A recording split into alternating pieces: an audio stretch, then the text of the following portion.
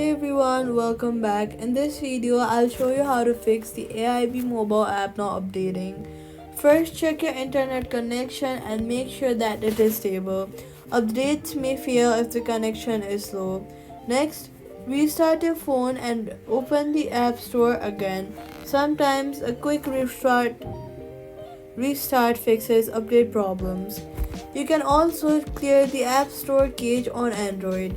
Go to Settings, open Apps, select Google Play Store, tap the Storage and clear cache. Then try updating the app again.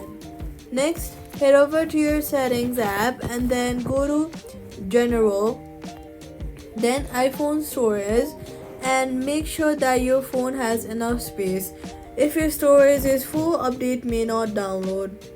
Then, if the update still does not work, long press on the app icon, remove app, then delete the app. After deleting it, go to the App Store, search for the app and reinstall it again to the latest version again from the App Store. That's how you fix the AIB mobile app not updating. Subscribe for more simple guides.